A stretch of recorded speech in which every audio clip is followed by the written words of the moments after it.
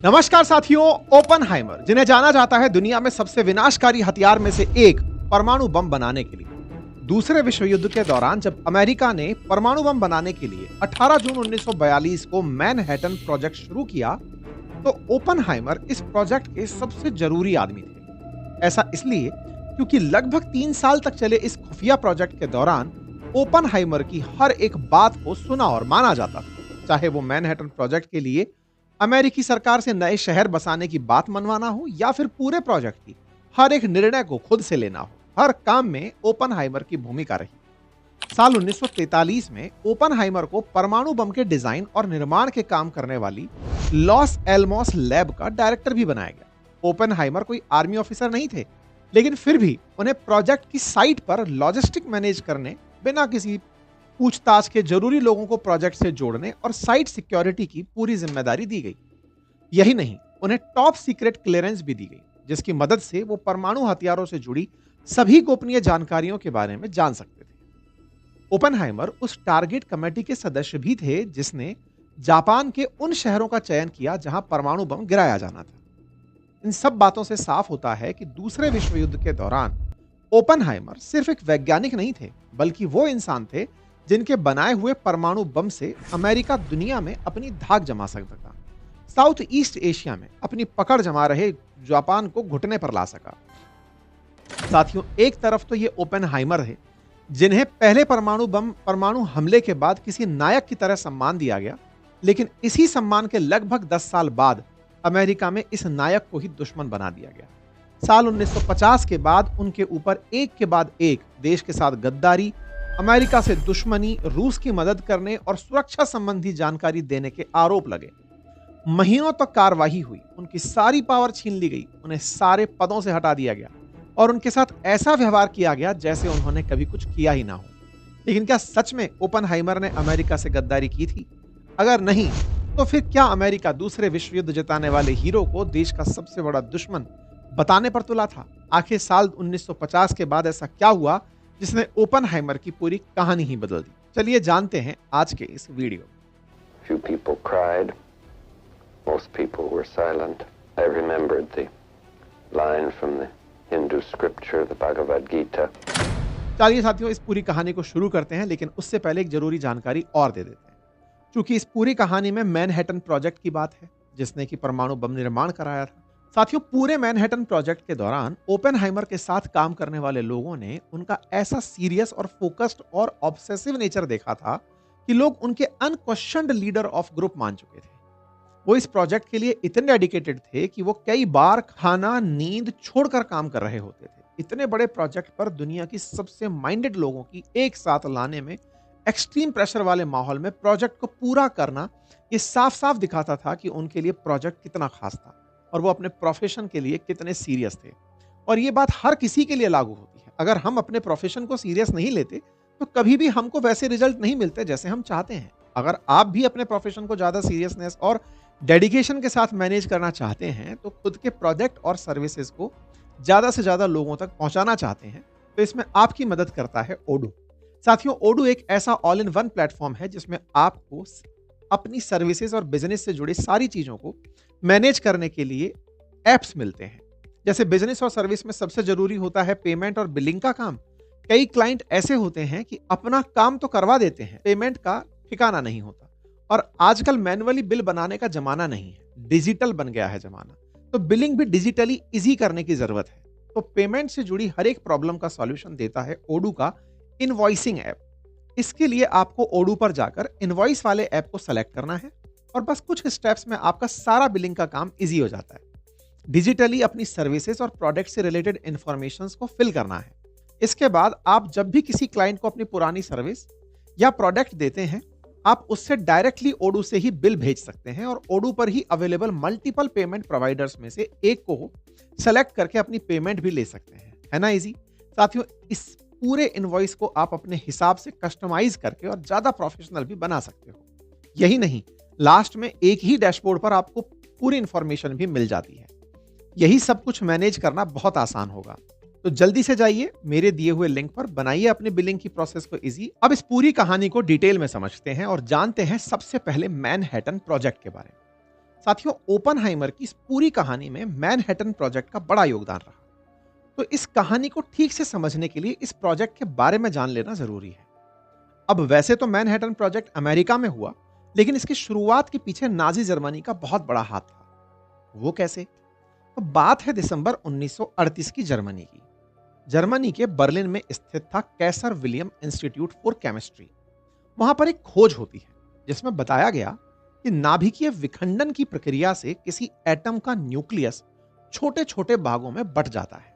इस प्रक्रिया के दौरान बहुत ज्यादा ऊर्जा निकलती है। साथियों, इस खोज के सामने आने के अगले ही महीने जनवरी 1939 में स्वीडन के स्टॉकहोम में इसे सिद्ध भी कर दिया गया कि हां, ये तो संभव है। और जो व्यक्ति इस खोज के पीछे मौजूद थे उनका नाम था ओटो हान, जो एक जर्मन केमिस्ट थे, और उनकी इस खोज के लिए उन्हें गॉडफादर ऑफ न्यूक्लियर फिशन भी कहा जाता था, जिसके लिए उन्हें 1944 में नोबेल पुरस्कार भी दिया गया। लेकिन ओटो हॉन की इस खोज में सबसे ज्यादा खतरनाक बात यह थी कि वो ये सब क्रूर हिटलर के शासन वाले जर्मनी में कर रहे थे।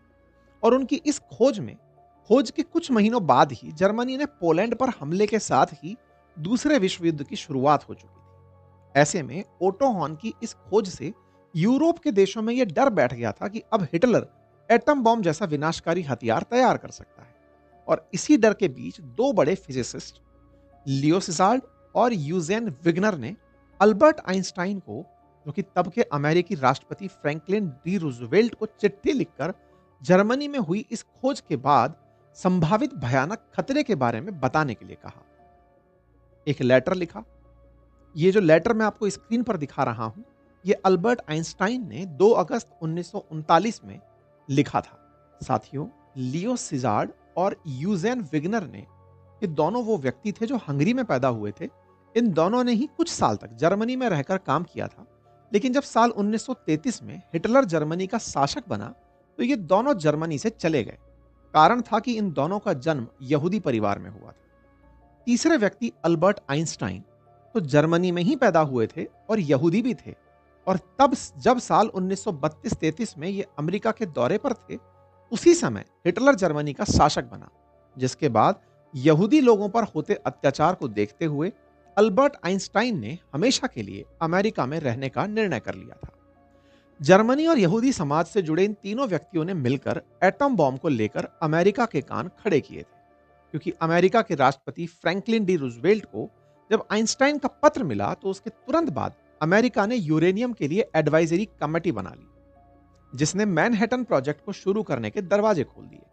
इस प्रोजेक्ट को लेकर अमेरिका की उम्मीद तब और ज्यादा बढ़ गई जब एनरिको फर्मी और ओपेनहाइमर ने जान लिया था कि यूरेनियम 235 या प्लूटोनियम 239 का उपयोग करके की जाने वाली चेन रिएक्शन से एक बहुत बड़े धमाके को अंजाम दिया जा सकता है। इस प्रोजेक्ट की शुरुआत बहुत कम लागत के साथ हुई थी, क्योंकि साल 1939 में जब इस प्रोजेक्ट को शुरू किया गया था तो इसमें कुल $6000 का खर्च किया जाना तय हुआ था। लेकिन 1945 तक, जब दुनिया का पहला परमाणु बम बन चुका था, उस प्रोजेक्ट पर $2 बिलियन से ज्यादा खर्च हो चुके थे।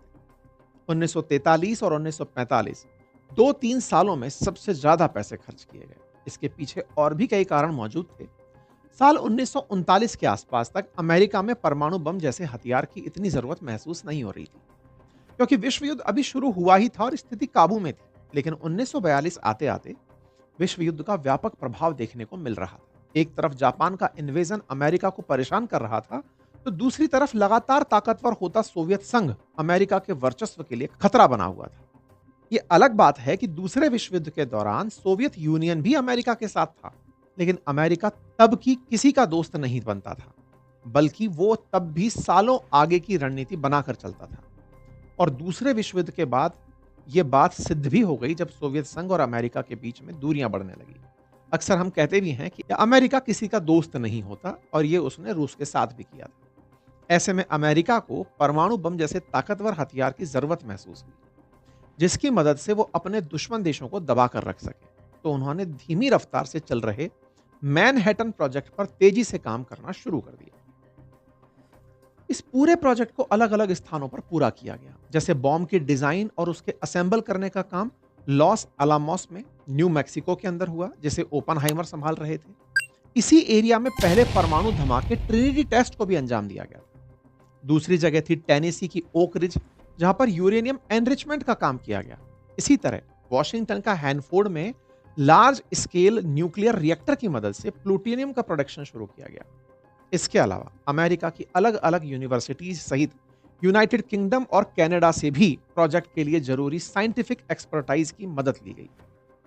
$2 अरब का खर्च, हजारों लोगों की मेहनत और लगभग 6 साल का समय लगने के बाद 16 जुलाई 1945 सुबह 5:29 पर दुनिया के पहले परमाणु परीक्षण ट्रिनिटी टेस्ट को अंजाम दिया गया। परमाणु बम के इस सफल परीक्षण ने अमेरिका को एक ऐसी शक्ति दी थी जिससे उसे दुनिया का सबसे ताकतवर देश बना दिया।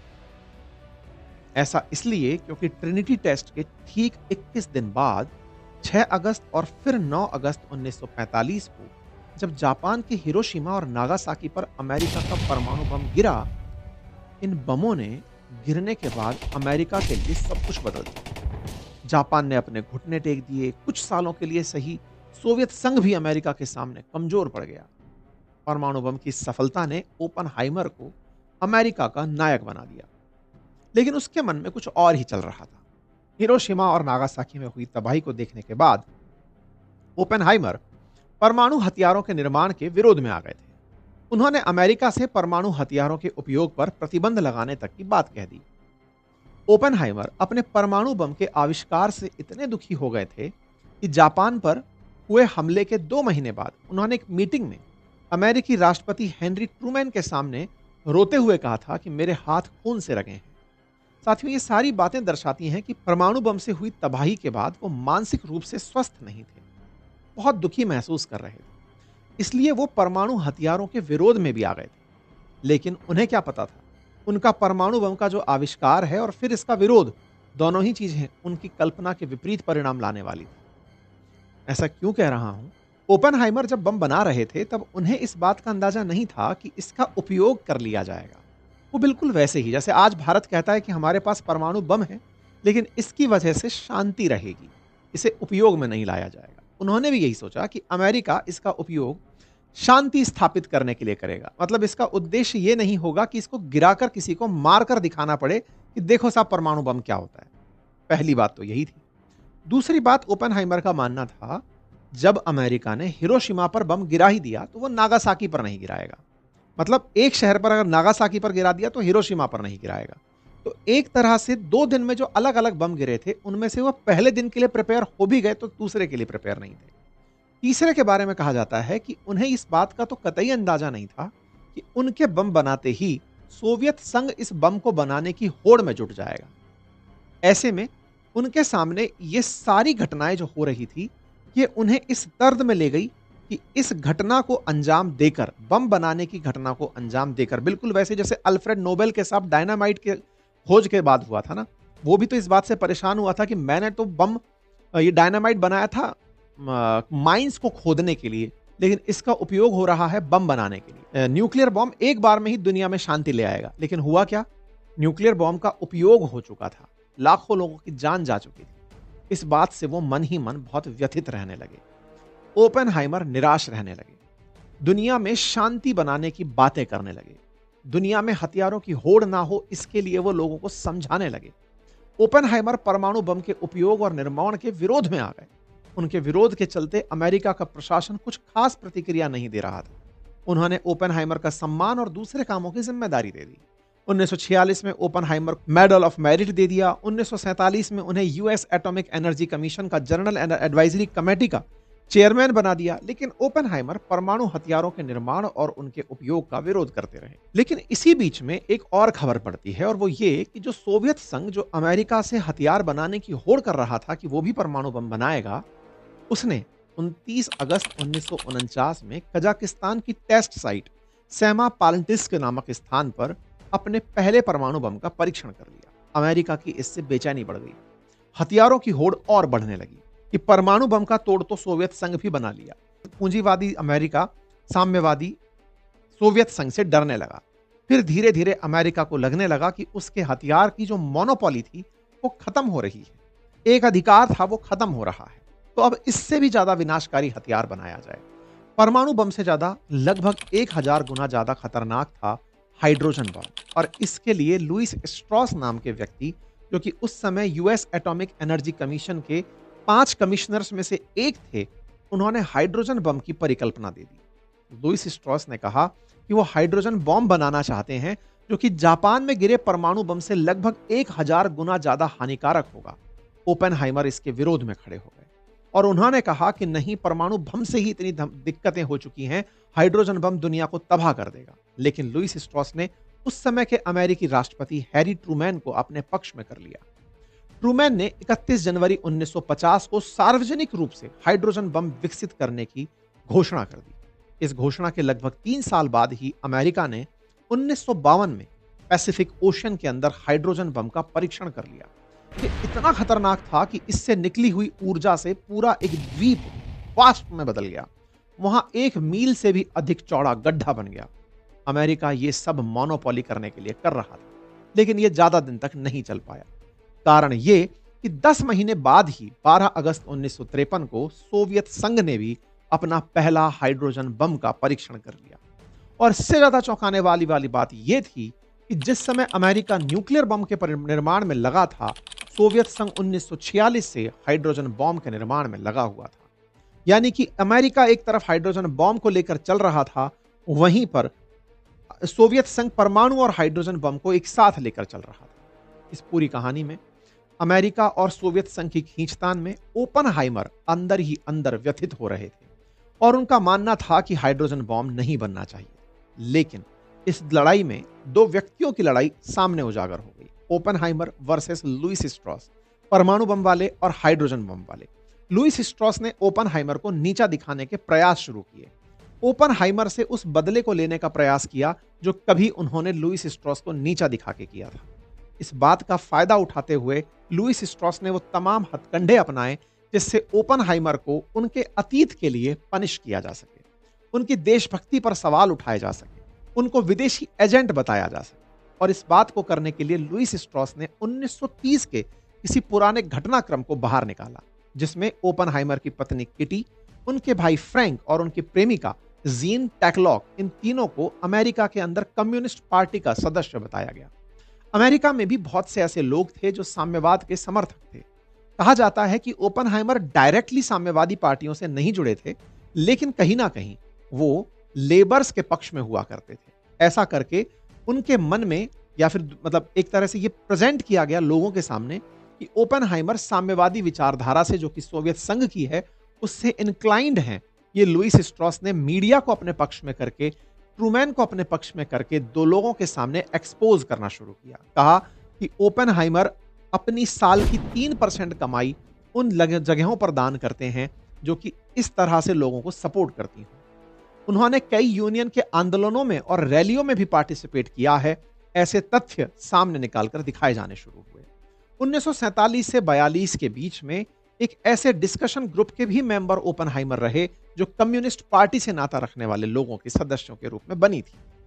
ओपेनहाइमर हालांकि कभी भी कम्युनिस्ट पार्टी के मेंबर नहीं रहे थे, लेकिन 30 से 50 के बीच में, 1930 से 1950 के बीच में लगभग 20 साल में सामाजिक और राजनीतिक गतिविधियों में ओपेनहाइमर की परेशानियां बढ़ा दी थी। ऊपर से लुईस स्ट्रॉस उनके पीछे पड़े थे, जिनके आरोप लगाने आसान थे, लेकिन उनका निजात उपलब्ध नहीं था। लुईस स्ट्रॉस बार बार ओपेनहाइमर को टारगेट किए जा रहे थे। एक किताब जिसका नाम है the triumph and tragedy of the Oppenheimer में यहां तक लिखा गया कि लुईस स्ट्रॉस ने अपने मीडिया कनेक्शन का यूज करके ओपेनहाइमर के खिलाफ गलत बातें लिखवाना शुरू कर दिया ताकि उनके खिलाफ जनता सड़कों पर उतर सके। लुईस स्ट्रॉस ने एफबीआई के डायरेक्टर एडगर हूवर पर दबाव डाला कि वो ओपेनहाइमर की निगरानी करे, जिसके बाद एफबीआई ने उन पर नजर रखना शुरू कर दिया। यहां तक कि उनका टेलीफोन तक टेप किया जाना शुरू हुआ। लुईस स्ट्रॉस यहां तक भी नहीं रुके, उनके सिक्योरिटी क्लियरेंसेस तक छीन लिए गए। उनके इस निर्णय के खिलाफ हालांकि अपील की गई, लेकिन उस अपील में भी उनके सिक्योरिटी क्लियरेंसेस तो मिल गए, लेकिन प्राइवेसी खत्म ही रही। ये सुनवाई पूरी तरह से इन सीक्रेट डॉक्यूमेंट्स के ऊपर चल रही थी कि कहीं ना कहीं ओपेनहाइमर ने ये सारी जानकारियां दुश्मनों को लीक की हो सकती हैं, ये साम्यवादी विचारधारा से प्रभावित हैं तो सोवियत संघ के पक्षधर हो सकते हैं, इनको अमेरिका के अंदर विश्वास के साथ तो नहीं रहने दिया जा सकता। एक तरह से लुईस स्ट्रॉस ने ओपेनहाइमर की पूरी इमेज खराब कर दी। लेकिन इस फैसले के बाद ओपेनहाइमर ने फिर से अपनी एकेडमिक लाइफ शुरू की। वो पब्लिक लाइफ से दूर हो गए। साल 1963 में उन्हें राष्ट्रपति से एनरिक फर्मी अवार्ड मिला, लेकिन ये सब उनके लिए किसी अर्थ का नहीं था। अपने जीवन के अंतिम दिनों में ओपनहाइमर प्रिंसटन, न्यू जर्सी में रहे, जहां कैंसर के चलते 18 फरवरी 1967 को उनकी मृत्यु हो गई। तो साथियों, रॉबर्ट ओपनहाइमर की ये कहानी, जिसमें दुनिया के सबसे विनाशकारी हथियार को जन्म दिया हो, फिर खुद अपने बनाए हथियार का जिस व्यक्ति ने विरोध किया हो, अमेरिका को इतनी बड़ी शक्ति देने के बाद भी उस पर झूठे आरोप लगे हों और उसने अपमान झेला हो, कहानी आपको कैसी लगी? जानकारी कमेंट बॉक्स में जरूर बताइएगा। फिलहाल के लिए